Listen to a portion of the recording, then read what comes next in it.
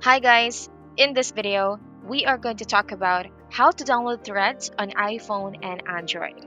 Now let's get right into it. Now the first thing that we're going to do is we are going to open our Play Store or our App Store if we are using iPhone.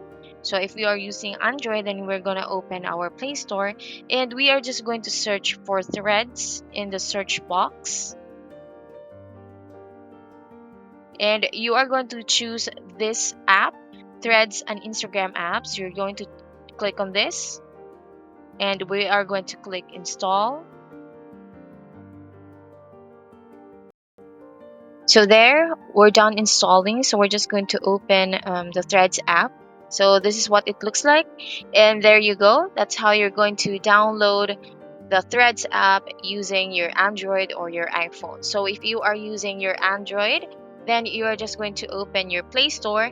And if you are using an iPhone, then you're just going to open your App Store. That's it for this video.